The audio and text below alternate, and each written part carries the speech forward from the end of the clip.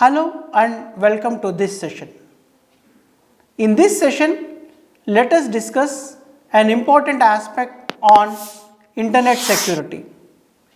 In the earlier sessions, we have seen the internet basics and the search strategy.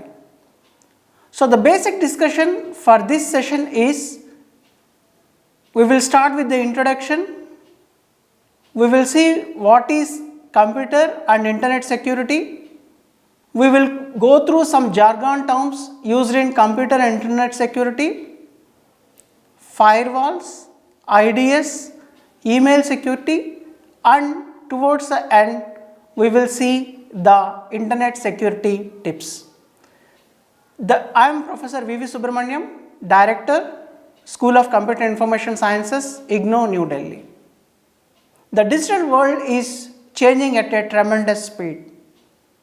New communication technologies open up new possibilities, but by using them, you can also expose yourself and others to risks. Nowadays, the internet is everywhere, both in public and in private life. It has become a vital means for professional and personal, often confidential communication. This has required security enhancements to be added to various communication methods used on the internet after it became widely used. A lot of these enhancements are not implemented by default or require additional configuration. In addition, most people do not have the appropriate knowledge or skills to secure their internet usage enough, or they might simply feel if they don't need it. Also, vendors and providers are to blame for not pushing more security technology and methods by default. But maybe you are worried about your login codes being accessed when using wireless networks on a trip, or you want to securely lock your laptop when leaving it in a hotel. Possibly you need to encrypt your emails because you have contacts in countries with a high level of internet censorship. So let us see what is computer security. So whenever we talk about the security or computer security, there are several securities we have to see.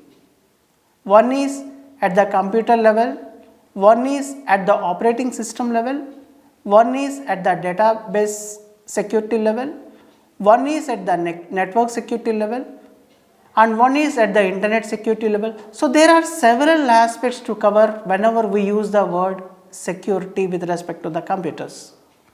So it may be a physical security, it may come up with the thing called as the software security, whatever the case may be. But as this particular course pertains only the internet basics and other things, we will simply concentrate on computer security and the internet security. We will leave the rest of the terms for the next courses. So computer security is a security applied to computing devices such as computers and smartphones, as well as computer networks such as private and public networks, including the whole internet.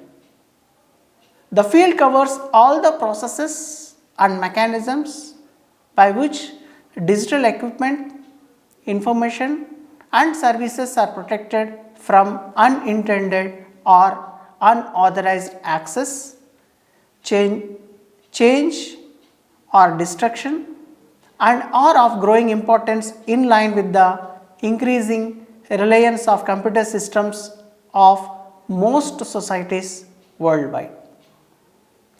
It includes physical security to prevent theft of equipment and information security to protect the data on that equipment. It is sometimes referred to as cyber security or IT security, though these terms generally do not refer to physical security. So there is another jargon term we use, that is the internet security. Internet security is a branch of computer security that involves various security measures taken for ensuring browser security, network security, security of other applications and operating systems.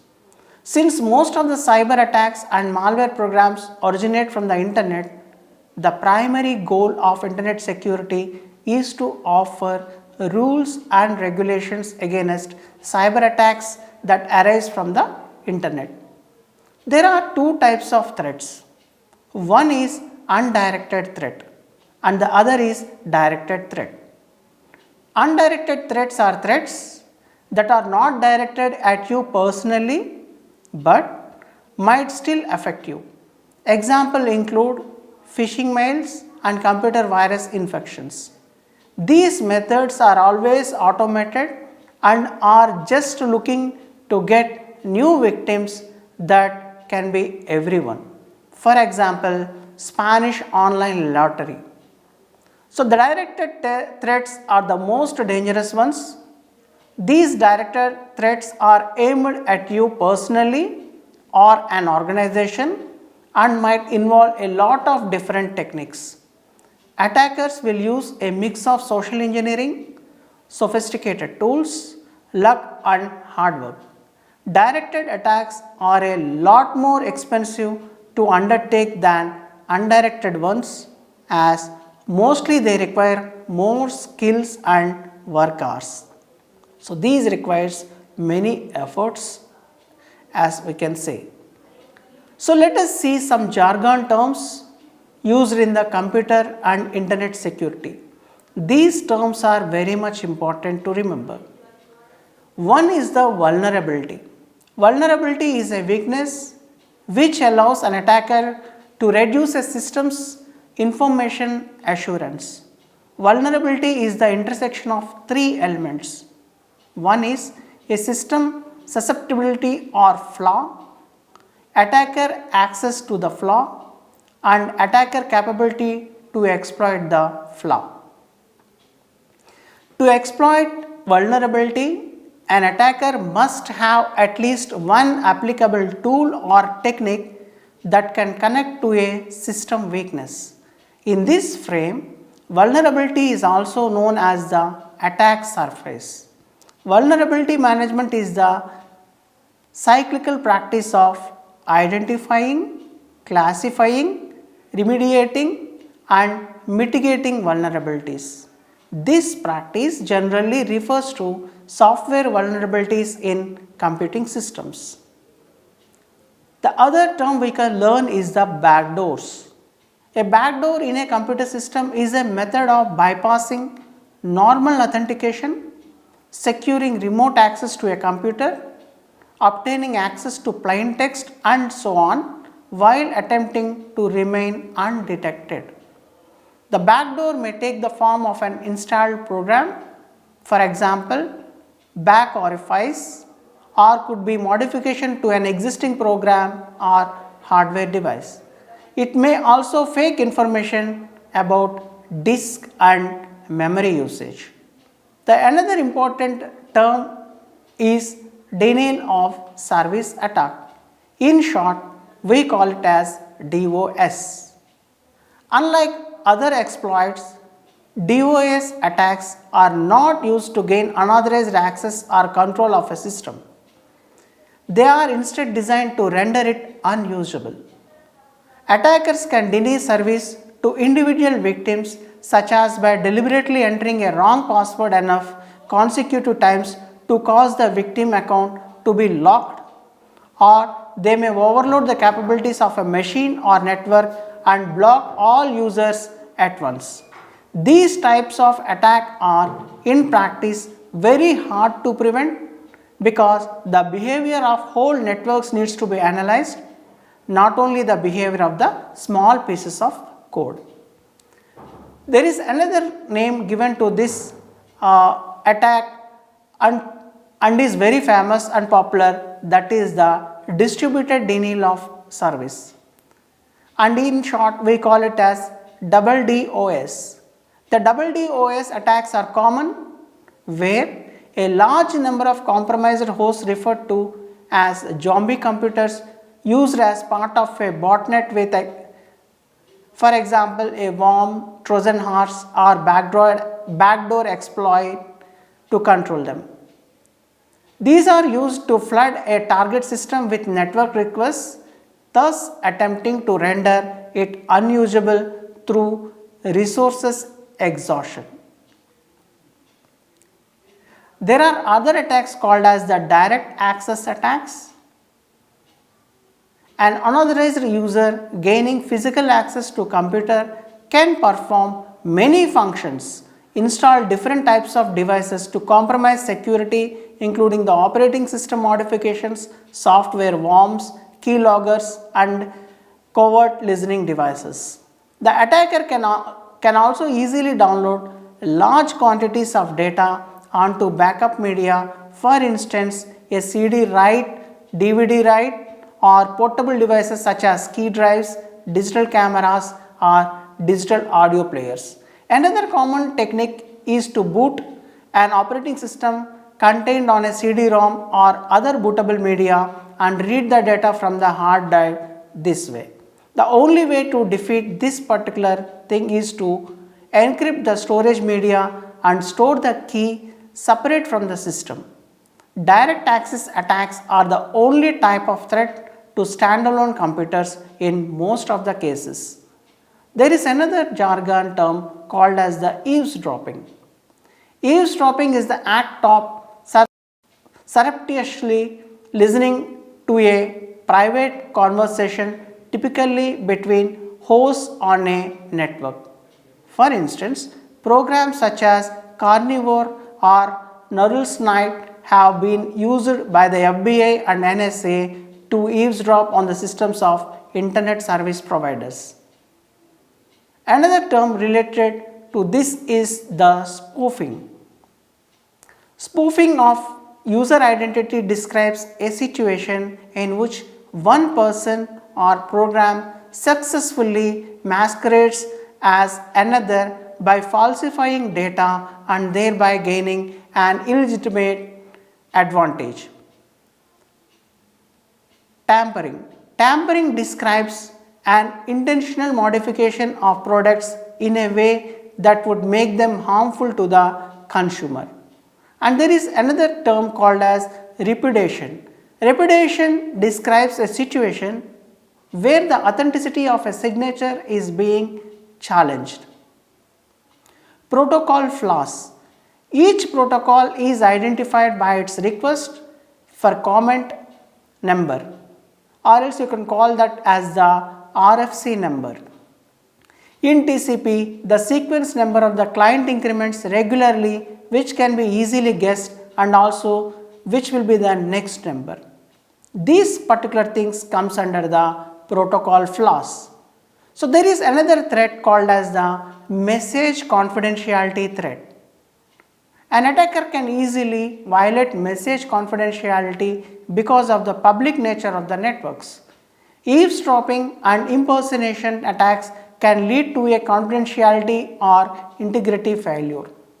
Here we can consider several other vulnerabilities that can affect confidentiality, like misdelivery, exposure, traffic flow analysis, or some. There are another form of attacks called as the message integrity attacks. In many cases, the integrity or correctness of a communication is at least as important as its confidentiality. In fact, of some situations such as passing authentication data, the integrity of the communication is paramount. Threats based upon failures of integrity in communication, mainly one is falsification of the messages and the other is the noise. There is another kind of attack called as the website defacement. One of the most widely known attacks is the website defacement attack. Because of the larger number of sites that have been defaced and the visibility of the result, the attacks are often reported in the popular press. A defacement is commonly not only because of its visibility, but also because of ease with which one can be done. The website vulnerabilities enable attacks known as buffer overflows, dot problems, application code errors, and server side include problems. There is another jargon term called as the trapdoor. A trapdoor is an undocumented entry point to a module. The trapdoor is inserted during code development, perhaps to test the module, to provide hooks by which to connect future modifications or enhancements, or to allow access if the module should fail in the future. In addition to these legitimate uses, trapdoors can allow a programmer access to a program once it is placed in production. So, in order to mitigate all these things, there are several techniques that will be followed in the data centers. One is through the firewall. A firewall is a device that filters all traffic between a protected or inside network and a less trustworthy or outside network. Usually, a firewall runs on a dedicated device because it is a single point through which traffic is channelized. Performance is important, which means non-firewall function should not be done on the same machine. Because of firewall is an executable code, an attacker could compromise that code and execute from the firewall's device. Thus, the fewer pieces of code on the device, the fewer tools the attacker would have by compromising the firewall. Firewall code usually runs on a proprietary or carefully minimized operating system. The purpose of a firewall is to keep bad things outside a protected environment. To accomplish that, firewalls implement a security policy that is specifically designed to address what bad things might happen. For example, the policy might be to prevent any access from outside while still allowing traffic to pass from the inside to the outside. Alternatively, the policy might permit accesses only from certain places, from certain users, or for certain activities only. Part of the challenge of protecting a network within a firewall is determining which security policy meets the needs of the installation. Firewalls have a wide range of capabilities. There are several types of firewalls. One is packet filtering gateways or screening routers. Stateful inspection firewalls, this is the second way. Third is application proxy. Fourth way of implementing the firewall is the guards. Fifth way is the personal firewalls. So there is another thing called as the intrusion detection system. In short, we can call it as the IDS. An IDS is a device, typically another separate computer, that monitors activity to identify malicious or suspicious events. An IDS is a sensor like a smoke detector that raises an alarm if specific things occur. So apart from these detections, another thing is there for the emails, that is the email security. So you have to take utmost care whenever you are receiving the mails and or else whenever you are sending the emails. Email is the oldest form of communication on the network. We often use it to communicate very personal or otherwise sensitive information. It is very important to understand why email in its default configuration is not secure. Fraudulent mails requesting personal information, unverified mails from organizations or individuals offering you a service, unverified mails with attachments may contain malware. So you should be very much careful whenever there are such kind of attacks through emails. So let us see what kind of tips you have to take care. So make the backups. A good backup strategy offers the ultimate peace of mind. In the event of data loss due to say ransomware or hardware failure, you can simply restore your system from the backup that you are keeping it. So this is one of the first tip that the person should take care. And the second tip is invest in reliable antivirus software. The most effective way to protect your system against bombs, Trojan horses, ransomware, potentially unwanted programs and other malicious software is to invest in a reliable antivirus solution. The third one is splash out on a VPN subscription. Here VPN stands for Virtual Private Network. A VPN creates a secure encrypted connection between your computer and any websites you visit. This makes it much more difficult to identify your system as a source of data, and it also means that any information that is intercepted is encrypted and more or less useless to the hackers. Another tip is enable two-factor authentication possible, or else in short you can call it as 2FA. This adds an extra layer of security that is used to ensure that people trying to log in to a website or service are really who they say they are. Enabling 2FA means that in addition to entering your username and password when accessing an account, you will also need to provide another piece of information that proves your identity. For example, many banks will issue tokens that generate a one-time user password or OTP sent to your mobile phone. This is meant for the second factor authentication. Another tip is set up a guest Wi-Fi network. A guest Wi-Fi network allows your guests to connect to the internet without giving them the full-blown access to your home network. And there are several password managers. Start using a password manager. Password managers enable you to create and store highly secure passwords on the fly and easily enter them when prompted. There are a few great password managers in the market, including RoboForm, which provides excellent encryption, multi-platform support, and an excellent customizable password generator. Encrypt your flash drives and external hardware devices. So install an ad blocker, that is advertisement blocker. By filtering out HTML elements that contain advertising, ad blockers can protect you against PUPs and malvertising, stop cookies that track your browsing and speed up your web browsing.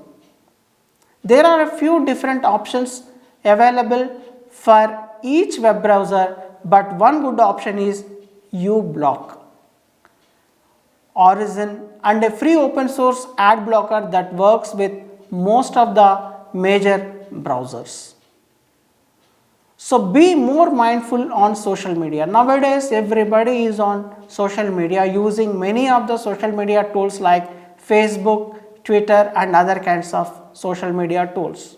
So you must be very much mindful while using these social media on your computers. Think before you click on any links that appear in your feed or in your personal messages. Be selective with friend requests, no matter how attractive they look in their profile picture. And don't share your phone number, address, place of work or any other personal information that could make it easier for someone to steal your identity.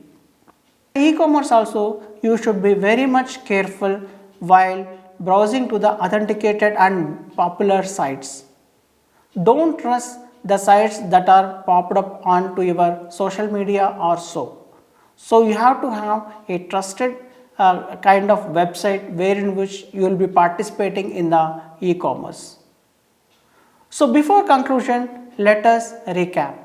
So we had started with the introduction and then we had defined the computer security, internet security, and we had listened to many jargon terms, and towards the end we had concentrated on the security aspects and also the tips that you have to see whenever you are browsing the net.